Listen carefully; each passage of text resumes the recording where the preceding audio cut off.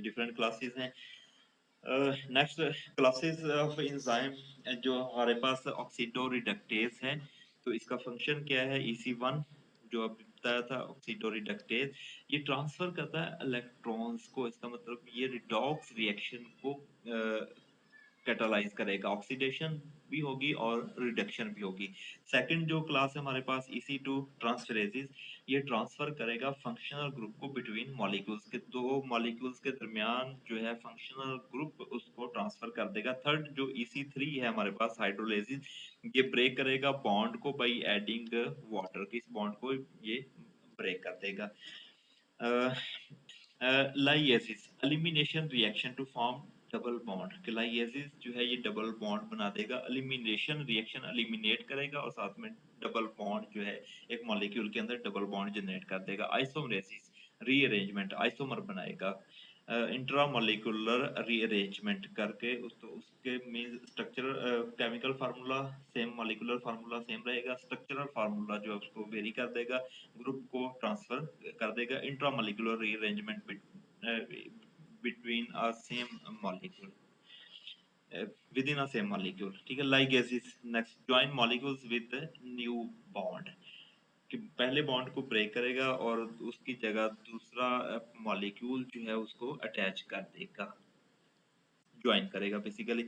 तो इनको individual classes के हम रिएक्शन को देखते हैं, जैसे ऑक्सीडो रिडक्टेज है या डिहाइड्रोजिनेसिस है, तो ये कैटालाइज करता है ऑक्सीडेशन रिडक्शन रिएक्शन को। अब ऑक्सीडेशन क्या है?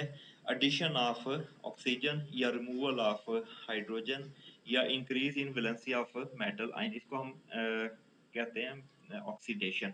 Addition of oxygen, removal of hydrogen या वैलेंसी के अंदर, पॉजिटिव वैलेंसी के अंदर जो है वो इंक्रीज आ जाए। अब यहाँ पे देखिए एल लैक्टेट है इन the presence of NAD plus, lactate dehydrogenase ये एंजाइम एक्ट करेगा। अब यहाँ पे अगर हम देखें इसकी ऑक्सीडेशन, तो ये +1 है। जब ये रिएक्शन हो जाएगा तो ये कन्वर्ट हो रहा है NADH के अंदर, यहाँ पे जीरो ऑक्सीडेशन स्टेट में चला गया, तो इसका मतलब है इसकी क्या होगी, यहाँ पे इसकी रिडक्शन हो गई। अब इस तरह इसमें देखें तो यहाँ पे ये पायरोवेट के अंदर कन्वर्ट हो रहा है। अब इसकी हमारे पास ऑक्सीडेशन होगी, इसमें क्या हो रहा है, ऑक्सीजन जो है ये ऐड हो रहा है, या हम कह लें कि यहाँ पे हाइड्रोजन थे तो ये हाइड्रोजन रिमूव हो गए। जब हाइड्रोजन रिमूव हो गए तो उसको हम कहते हैं कि ऑक्सीडेशन। तो एक ही रिएक्शन के अंदर एक सब्सटेंस जो है, एक मॉलिक्यूल की ऑक्सीडेशन हो रही है और एक की रिडक्शन हो रही है। ये हमारे पास इसकी रिडक्शन हो रही है, इसकी हमारे पास ऑक्सीडेशन हो रही है। तो ये बेसिकली ऑक्सीडेशन रिडक्शन रिएक्शन को कैटालाइज करते हैं। अब कौन से ग्रुप्स हैं जिनको ये रिडक्शन ऑक्सीडेशन रिडक्शन करते हैं, उसमें पर्टिकुलर जो ग्रुप CHOH है, कार्बन डबल बॉन्ड ऑक्सीजन है, CH है, CHNH2 है और CH डबल बॉन्ड NH2 है। इनकी एग्जांपल की अगर हम बात करें तो अल्कोहल डिहाइड्रोजिनेज है, एसिटाइल को ए डिहाइड्रोजिनेज है, साइटोक्रोम ऑक्सीडेज है और कैटालेज, ये इस एंजाइम के अंदर, इस एंजाइम की क्लास के अंदर ये नेम आ जाएंगे। सेकंड जो क्लास है ट्रांसफरेजेस, ये कैटालाइज करते हैं ग्रुप ट्रांसफर रिएक्शंस को। अगर हम यहाँ पे देखें आसानी के लिए कि ये वाला ग्रुप जो है हमारे पास यहाँ पे इस रिएक्शन के अंदर, ये वाला ग्रुप जो है ये ट्रांसफर हो जाएगा। तो एलानिन और alpha ketoglutarate in the presence of alanine transaminase, इसकी मौजूदगी में ये रिएक्शन हो रहा है, तो ये कन्वर्ट हो जाएगा पायरोवेट के अंदर और एल ग्लूटामेट के अंदर। अब यहाँ पे अगर हम देखें याद करने के लिए, तो ये कार्बन डबल बॉन्ड ऑक्सीजन यहाँ पे शिफ्ट हो रहा है और ये वाला जो है यहाँ पे शिफ्ट हो रहा है। तो यही है कि ये बिटवीन मॉलिक्यूल डिफरेंट ग्रुप्स को ट्रांसफर करते हैं। अब ये ग्रुप हमारे पास एक्सचेंज हो गए, बाकी सारे का सारा मॉलिक्यूल सेम है, सिर्फ यहीं पे वेरिएशन आ रही है, बाकी इसके अलावा कहीं पे वेरिएशन नहीं आ रही। तो ये कैटालाइज करते हैं ट्रांसफर और exchange of certain groups among some substrate. अब इसमें जो इंक्लूडेड हैं जो एंजाइम कैटालाइजिंग रिएक्शन, जिस जैसे कि जो रिएक्शन जो सबस्ट्रेट जो कैटालाइज होते हैं, इनमें 1 कार्बन ग्रुप है, अल्डिहाइड या कीटोनिक रेसिड्यूज हैं, असाइल है, ग्लाइकोसाइल, अल्काइल फास्फोरस और सल्फर कंटेनिंग ग्रुप है। इनकी अगर हम एग्जांपल की बात करें, कोलिन एसिटाइल ट्रांसफेरेज है, फास्फोरिलेज है, हेक्सोकाइनेज, ये इसके एग्जांपल आ जाएंगे। थर्ड जो अब हमारे पास है हाइड्रोलेसिस, ये कैटालाइज करते हैं हाइड्रोक्सिस रिएक्शन को, और वाटर जो है इसमें सेक्टर के तौर पे एक्ट हो रहा है। फर्ज करें यहाँ पे जैसे ये बॉन्ड अगर ब्रेक करेंगे, बॉन्ड ब्रेक हो जाएगा तो हाइड्रो वाटर का एक हाइड्रोजन एक ग्रुप के साथ और हाइड्रोक्सल जो है दूसरे ग्रुप के साथ अटैच हो जाएगा, तो पायरोफॉस्फेट जो है ये कन्वर्ट हो जाएगा फॉस्फेट के अंदर, इन द प्रेजेंस ऑफ पायरोफॉस्फेटेज, इस एंजाइम की मौजूदगी के अंदर ये कन्वर्ट हो जाएगा फॉस्फेट के अंदर। तो दो एटम जो हैं, दो मॉलिक्यूल फॉस्फेट ग्रुप के ये हमें मिल जाएंगे।